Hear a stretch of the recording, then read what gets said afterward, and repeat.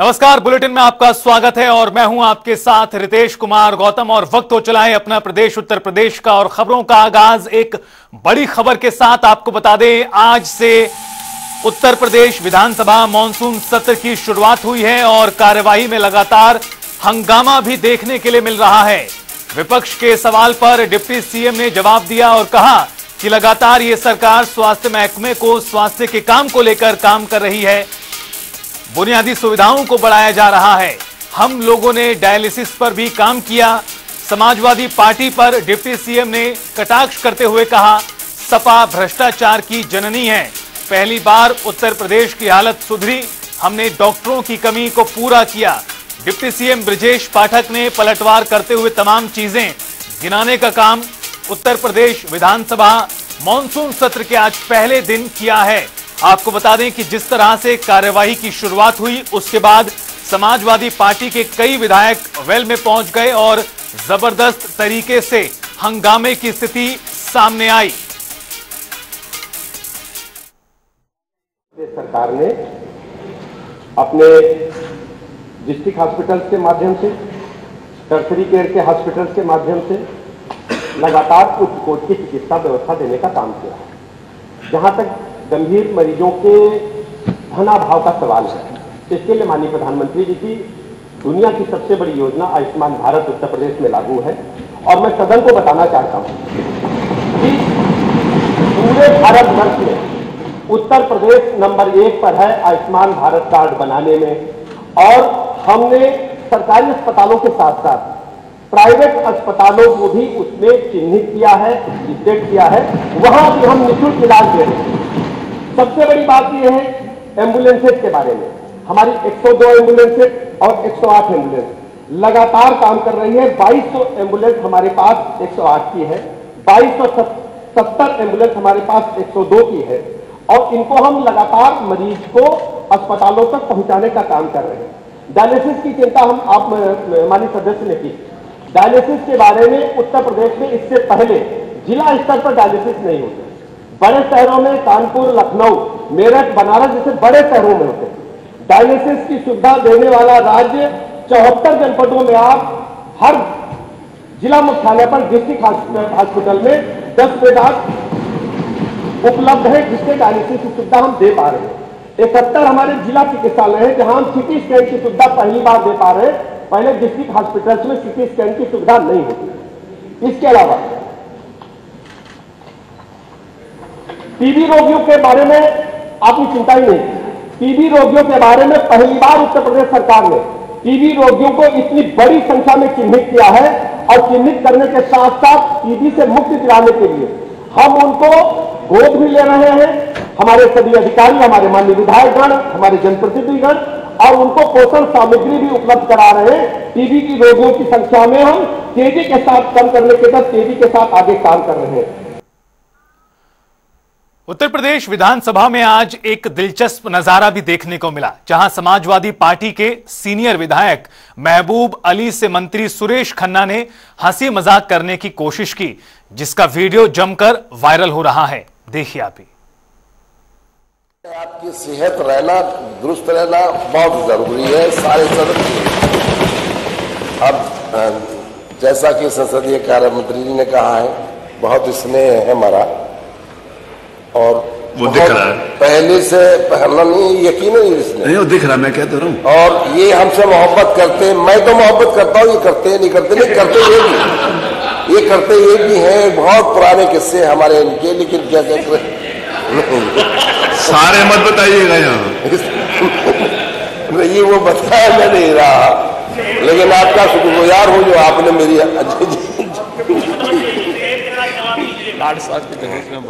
हम तो आपको अक्सर विश करते हैं, लेकिन हम चाहते हैं इस बार होली पर आप हमारे शाहजहांपुर में जरूर आए।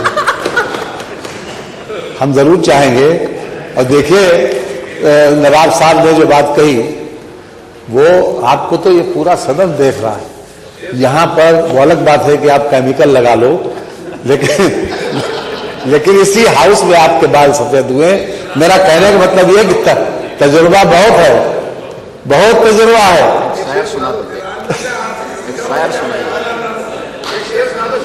क्या शेर सुना दें?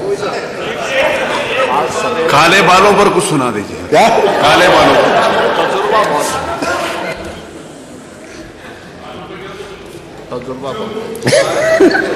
चलिए शेर देवराज को सुना देंगे। अरे कुछ सुना दीजिए। एक शायर ने कहा था, बार बार जब उससे आग्रह किया गया, हम तो सुबह से बैठे हैं 8:30 बजे से, कि मुफ्त में शेर सुनाने के मैं नहीं कायल, एक कप चाय पिलाओ तो गजल अर्ज करूं।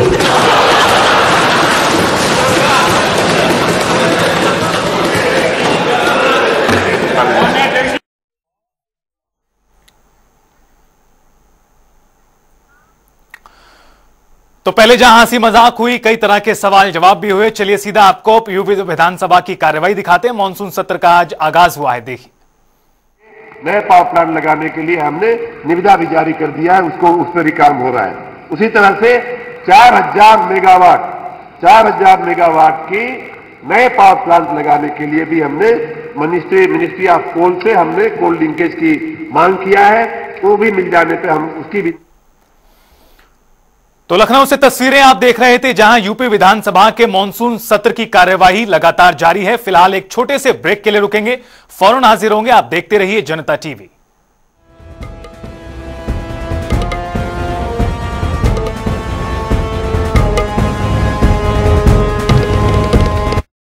हम हरियाणवी अब पंचायतों में 50% महिलाओं को चुनते हैं। हमारा हरियाणा, नॉन स्टॉप हरियाणा।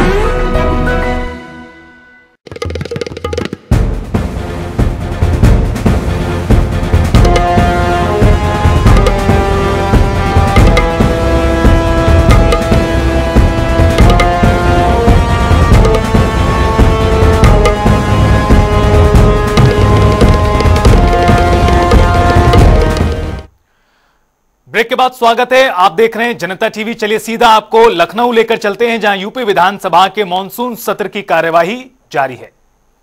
जोर शोर से मांगा गया है, तो इसलिए हम वो भी जरूर देना चाहेंगे। ट्रांसफार्मर के बारे में ये कहा गया कि नहीं बदले जाते हैं, बहुत खराब होते हैं, लेकिन मैं भी आपको बता दूं कि ट्रांसफार्मर पहले की इतनी गर्मी, इतनी भीषण गर्मी, बरसात खींचने के बावजूद भी, उमस के बावजूद भी बिजली की मांग जो है ऐतिहासिक रूप से 30,618 मेगावाट तक पहुंचने के बावजूद भी ट्रांसफार्मर हमारे अनुरक्षण के कारण, हमने 2-3 राउंड बहुत अच्छा अनुरक्षण का चलाया, उसके कारण ट्रांसफार्मर जलने की जो फ्रिक्वेंसी थी, ट्रांसफार्मर जलने की जो रेट था, गति थी, उसमें भारी कमी आई है। चाहे वो पावर का ट्रांसफार्मर हो, चाहे वो, मानिए इस बात को आप सर मत हिलाइए, लेकिन पहले आपको पीछे का भूल जाता है। समस्या ये है कि आप ये भूल जाते हैं कि आप खाली 12,000 मेगावाट की पीक आप सप्लाई करते थे। आप ये भूल जाते हैं किसानों का जो प्रति माह नलकूप कनेक्शन देने की गति थी, हमारे से 2.5 गुना कम थी आपकी। आप ये भूल जाते हैं कि आपने, मैंने जो आंकड़ा बोला, वो जो उपकेंद्र थे, उसके जगह जो है कई गुना हमने उपकेंद्र बढ़ाए हुए हैं। एक और आंकड़ा मैं आपको दे दूं। नहीं, अब मैं थोड़ा, मेरी अब बात सुन लीजिए। आपकी बात मैंने सुना, माननीय विश्वासर महोदय, मैं इन लोगों की अपनी बात कह दीजिए, आपने अपनी कह दिया है। और गाजीपुर की स्पेसिफिक बात मैं कर लूंगा, लेकिन आपने ही ने मांगा था, इसलिए मैं आंकड़े देना चाहूंगा। 33 आपने बताया था, पूछा था, मैंने सब स्टेशन का तो आंकड़ा दे दिया, लेकिन कुछ और जो छोटे हमारे उपकरण होते हैं, नए वितरक जो ट्रांसफार्मर होते हैं, उनकी स्थापना हमने खाली, अब मैं 2 साल का, आपने मेरा भी जिक्र किया कि अपने समय का बता दीजिए, तो मैं अपने समय का बता दे रहा हूं। माननीय योगी जी के समय का तो बहुत ज्यादा बड़ा होगा, आप सुन के साथ उसको पहुंचा भी नहीं पाएंगे। मैं अपने ही समय का देता हूं।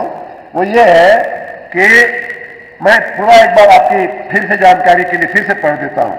33/11, जैसा मैंने कहा, 11 नए वितरण परिवर्तक स्थापना का जो काम हुआ है, खाली इस 2 साल में जहां जहां जो बड़े क्षमता के ट्रांसफार्मर लगाने थे, वो जो है 330,000 के आसपास जो ट्रांसफार्मर लगे। क्षमता वृद्धि 40,000 की गई। खंबे आप गिन नहीं पाएंगे, आंकड़ा आप लिख के पहुंचा नहीं पाएंगे, इतने ज्यादा खंबे जो है वो नए जो जर्जर पोल होते हैं, तार होते हैं, उनके ऊपर लगते हैं। ऐसे लगभग 21,43,981 खंभे जो है बदल करके उनको दुरुस्त किया गया है। माननीय नेता प्रतिपक्ष जो है केबल की बात कर रहे थे, केबल बदलने का काम बड़ी तेजी से चल रहा है।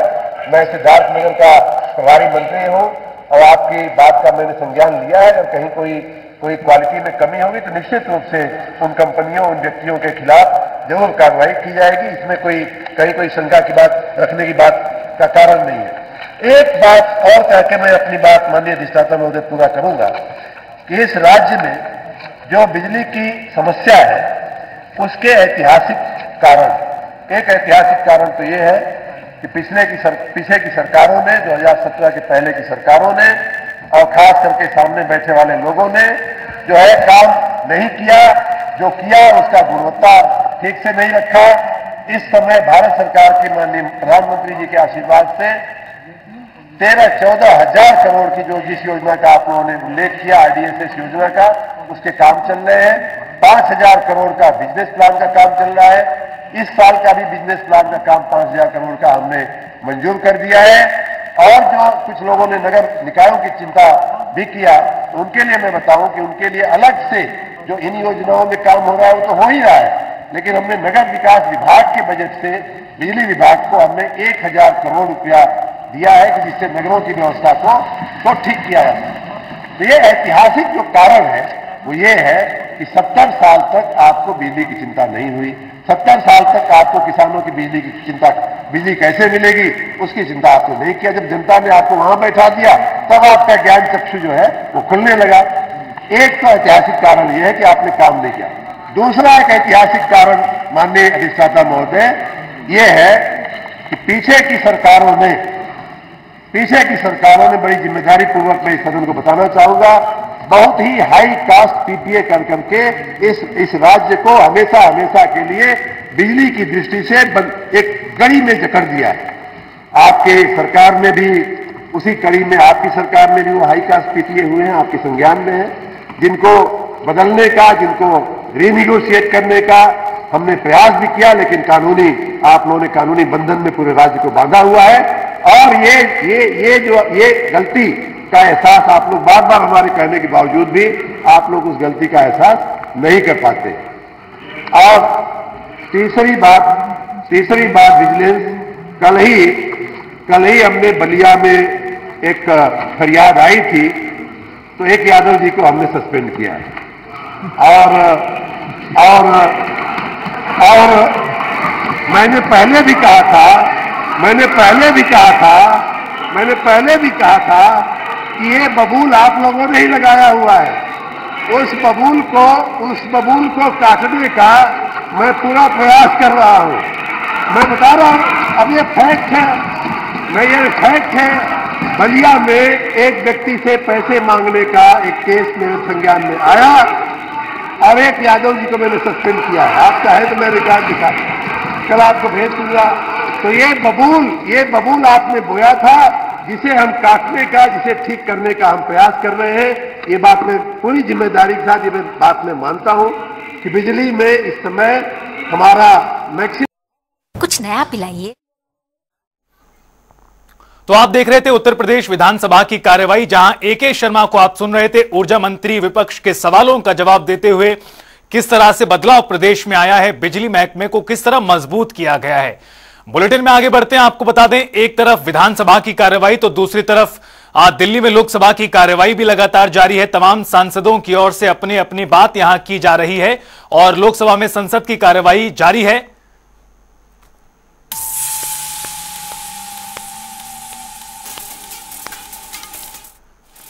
और इस दौरान डिंपल यादव ने लोकसभा में अपनी बात रखते हुए किसानों के मुद्दे पर कहा, भारी संख्या में किसानों ने आत्महत्या की, सरकार की तरफ से मुआवजा कितना मिला, ये उन्होंने सवाल पूछा है।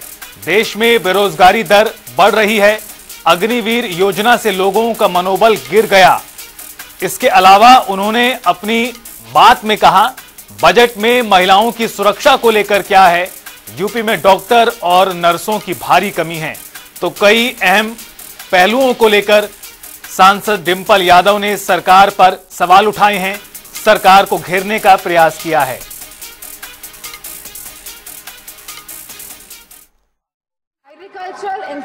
इंफ्रास्ट्रक्चर में कितना बजट या सरकार द्वारा दिया जा रहा है? यूपी को इस बजट के तहत क्या मिला है? क्या एक भी मंडी पिछले 10 सालों में उत्तर प्रदेश में बनी है? और अगर किसान की जरूरतमंद जैसी चीजों पर क्या यह सरकार ने कोई भी जीएसटी माफ करी है या खाद में सब्सिडी देने में सरकार कायम रह पाई है? और जहां खुद प्रधानमंत्री आए थे उत्तर प्रदेश में विधानसभा चुनाव में और उन्होंने वादा किया था उत्तर प्रदेश की जनता को, उत्तर प्रदेश के लोगों को, कि वो आवारा मवेशियों की समस्या से किसानों को हल दिलाएंगे, निजात दिलाएंगे, तो क्या इस आवारा पशुओं की जो समस्या है जिसकी वजह से आज हमारा देश चौकीदार बन गया है, रात भर सो नहीं पा रहा है, तो क्या कोई प्रावधान बजट में रखा गया है इस समस्या को लेके? इसी के साथ जहां किसान आंदोलन में लगभग 700 किसानों ने अपनी जान गंवाई, जहां उत्तर प्रदेश में भी लखीमपुर खीरी में जहां किसानों को रौंदा गया मंत्री जी के बेटों द्वारा, हम पूछना चाहते हैं इस सरकार से कि जहां जो 2014 से 22 तक लगभग 1 लाख किसानों ने आत्महत्या की है, तो हम वित्त मंत्री से पूछना चाहते हैं कि प्रधानमंत्री फसल बीमा योजना के तहत कुल किसान लाभ कितना मिला है और कहीं इसमें गिरावट आई है तो कितनी गिरावट आई है? यह सरकार लगातार 1 दशक से किसानों की अवहेलना कर रही है। गांव की अर्थव्यवस्था पूरी तरह चरमरा गई है और इसकी एक बड़ी वजह महंगाई है। और जहां मनरेगा में इस सरकार ने 89,000 करोड़ का बजट दिया है, तो हमारी मांग है कि कम से कम 100 दिन की वेजेस मनरेगा के तहत लोगों को सुनिश्चित करी जाए और लगभग 20% मनरेगा का बजट बढ़ाया जाए। इसी के साथ शिक्षा बजट में भी लगातार हमारा घट रहा है, जहां यह केवल आज 2.5% है of the total budget spending allocation, और जहां यूनेस्को ने ये बेंचमार्क दिया है कि लगभग यह 4 से 6% तक होना चाहिए। चलिए बुलेटिन में आगे बढ़ते हैं, जहां समाजवादी पार्टी के वरिष्ठ नेता शिवपाल यादव ने बड़ा बयान दिया है। केशव प्रसाद मौर्य पर उन्होंने निशाना साधा है। शिवपाल यादव ने कहा कि सिर्फ लखनऊ से दिल्ली के चक्कर काट रहे हैं डिप्टी सीएम केशव मौर्य, उन्हें योगी ने झुंझुना पकड़ा दिया है। तंज कसा है केशव प्रसाद मौर्य पर समाजवादी पार्टी के कद्दावर नेता शिवपाल यादव ने।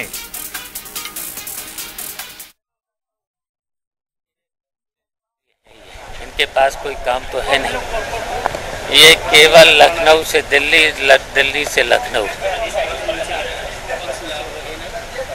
और अपना विभाग में कुछ चला तो पा नहीं रहे। और मुख्यमंत्री ने खुद ही इनको झुंझुना पकड़ा दिया है, कोई काम के तो है नहीं। और चलिए अब आपको दिखाते हैं प्रदेश की खबरें फटाफट अंदाज में। मैनपुरी में वृक्षारोपण अभियान के तहत बड़ी लापरवाही, 20 जुलाई को चलाया गया था वृक्षारोपण अभियान, दर्जनों पेड़ लावारिस फेंके गए।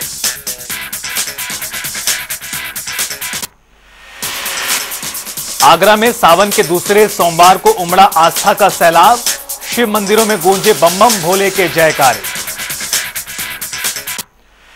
अमेठी में संदिग्ध परिस्थितियों में बेहोश मिली युवती, परिजनों ने पहुंचाया अस्पताल, डॉक्टर ने किया मृत घोषित। मौके पर पहुंची पुलिस तफ्तीश में जुटी। रायबरेली में सावन मास के दूसरे सोमवार को निकाली गई कांवड़ यात्रा, भारी संख्या में शिव भक्तों ने की पदयात्रा। नगर पंचायत अध्यक्ष ने भक्तों के लिए की विशेष व्यवस्थाएं। अयोध्या में सावन के दूसरे सोमवार को रामनगरी में लगा भक्तों का तांता, सुबह से चल रहा दर्शन पूजन का दौर, रामनगरी भगवान शिव के जयकारों से गूंजी। कानपुर देहात में जमीनी विवाद में 2 पक्षों में चले लाठी डंडे, 5 लोग चोटिल, मामले की जांच कर रही है पुलिस। इटावा में ट्रेनों के ठहराव को लेकर स्टेशन अधीक्षक को सौंपा गया ज्ञापन, कोरोना काल में कई प्रमुख ट्रेनों के थे ठहराव, जनता को लगातार परेशानियों का करना पड़ रहा सामना। श्रावस्ती में सावन के दूसरे सोमवार को शिव के नारों से गूंजा शिवालय। शिव भक्तों को दिखाई भारी भीड़, डीएम ने व्यवस्थाओं का लिया जायजा। अलीगढ़ में दंपत्ति के साथ भीषण सड़क हादसा, हादसे में पति की मौत, पत्नी घायल। स्थानीय लोगों ने पुलिस को दी सूचना। रायबरेली में संदिग्ध परिस्थितियों में लापता हुआ युवक, परिजनों ने पुलिस को दी सूचना। मौके पर पहुंची पुलिस मामले की जांच पड़ताल में जुटी। बचरावा थाना क्षेत्र के पास का है मामला। बदायूं में 2 बाइकों की भिड़ंत, 2 कांवड़ियों की मौत, परिजनों में मचा कोहराम। उझानी कोतवाली क्षेत्र की घटना। सहारनपुर में एसपी ट्रैफिक ने कांवड़ियों के लिए लगाया कांवड़ सेवा शिविर। प्रतिदिन पहुंच रहे 3 से 4 लाख कांवड़िए। कांवड़ियों की सेवा और सुरक्षा में जुटी पुलिस। हाथरस में चोरों के हौसले बुलंद, चोरी के कई मामले सामने आए। एटा में पुलिस की लापरवाही, सीएम के आदेश के बाद भी होटलों में मिल रहा नॉनवेज खाना।